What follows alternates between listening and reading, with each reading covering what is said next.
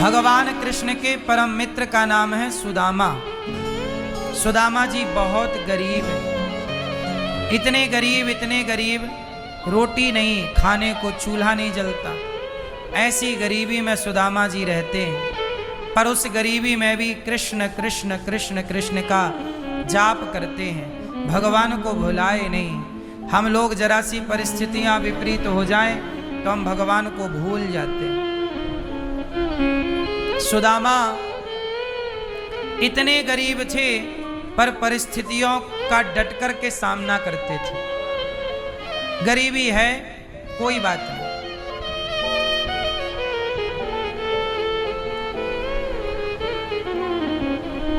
परिस्थितियां हैं, गरीबी की स्थिति है, चूल्हा नहीं जल रहा है। सुदामा जैसा गरीब आज कौन होगा, पर सुदामा जैसी भक्ति भी किसके भीतर होगी। इतनी गरीबी में रहकर इतना बड़ा भक्त हो जाना कठिन तो है, सरल नहीं है। आज लोग जरा भक्ति करते हैं तो भगवान से कहते हैं कि हम तो तुम्हारे भक्त हैं और तुमने हमें इतना बड़ा दुख दे दिया, इतना बड़ा कष्ट दे दिया।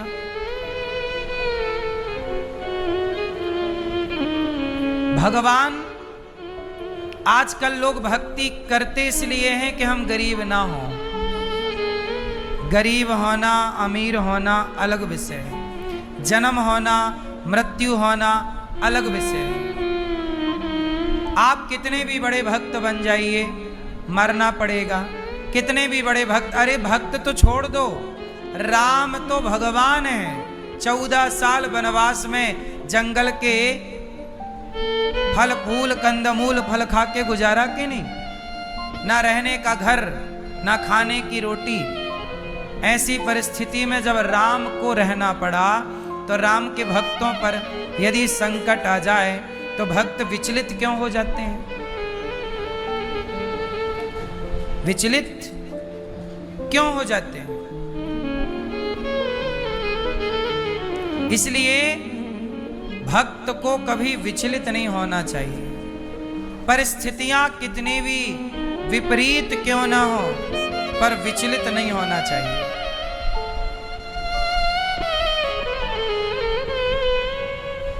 विचलित होना मतलब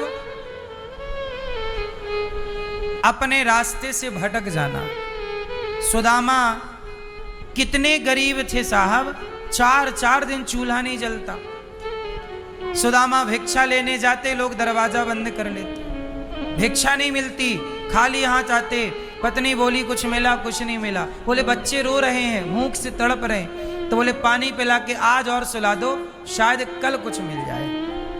सोचिए, बच्चे पानी पीकर सो गए इस उम्मीद में कि आज नहीं मिला खाने को, कल जरूर मिलेगा। कल फिर भिक्षा लेने गए तो कल सुदामा जी जब भिक्षा लेने गए तो उन्हें थोड़ा सा कुछ अनाज मिल गया भिक्षा में, और वो लेकर आए तो रास्ते में किसी नंदी आपस में लड़ रहे थे, नंदी बैल लड़ रहे थे। तो सुदामा जी गुजरे तो नंदी का लड़ते हुए धक्का लग गया, सुदामा जी गिर गए।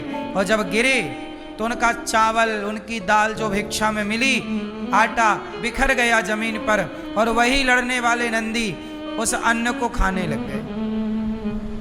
सुदामा बोले कि आज भी मेरे भाग्य में अन्न का दाना, ये शायद इस नंदी के नाम का दाना था। सुदामा जी प्रसन्नता पूर्वक, सोचिए 2 दिन बीत गए, घर में भोजन नहीं बना। पत्नी फिर बोली कि आया कुछ, बोले आया तो था, पर वो नंदी गिरा दिए, गिर गया, वो चाटने लग गए, सारा आटा चावल दाल वो खा गए, उनके भाग्य का था।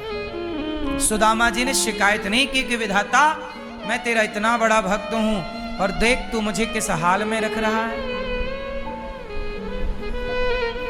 अब बताइए, इतनी सहनशीलता किसी के अंदर है? बताइए।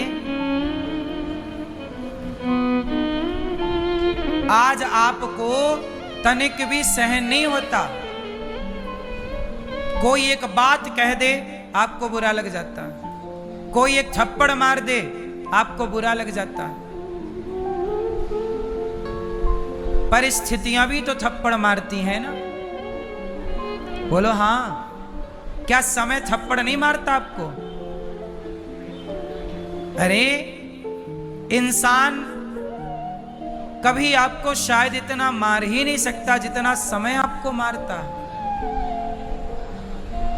समय के थपेड़े जब पड़ते हैं तो समय के थपेड़ों ने ही तो कभी हमें मनुष्य बनाया, तो कभी हमें कुत्ता बिल्ली की योनि में डाल दिया।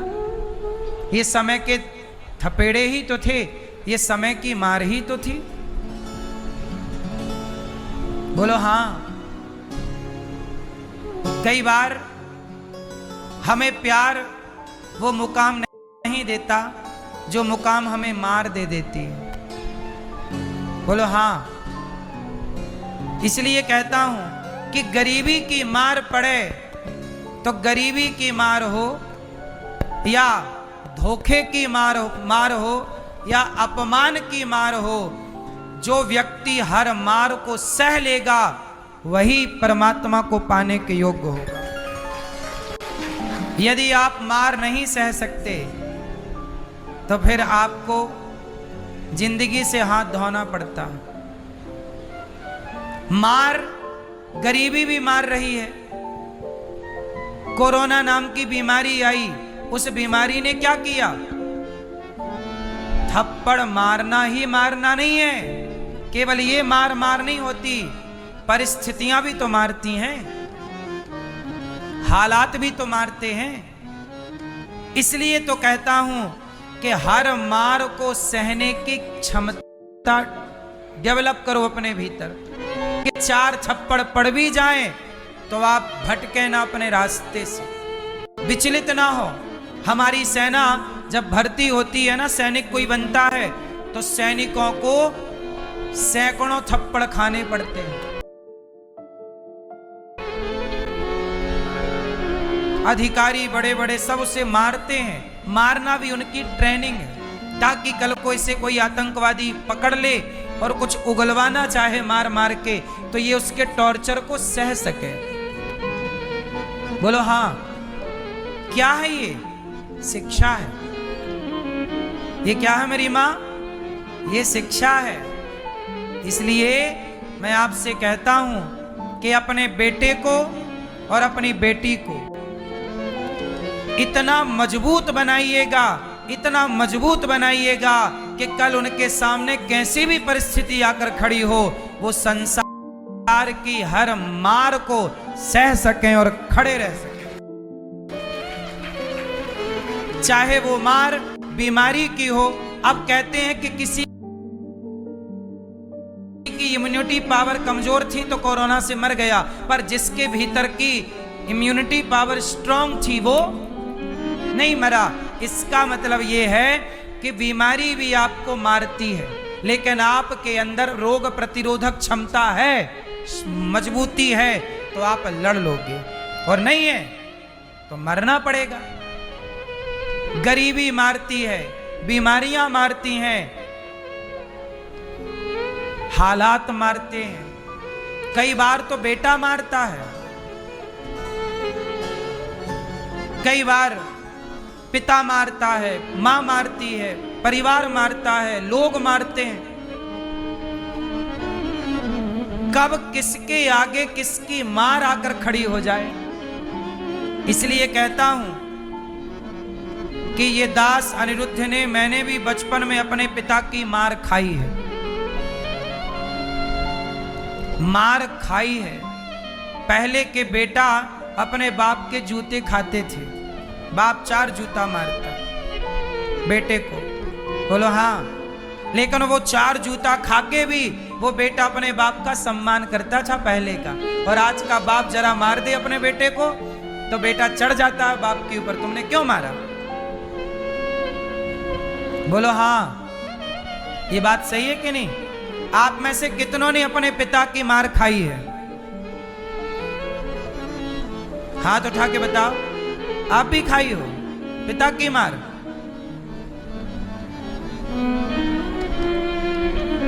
पिता की मार अच्छी है कि बुरी है? पिता की मार अच्छी है साहब।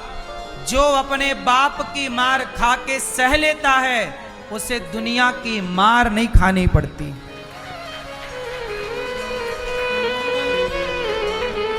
हाँ या ना?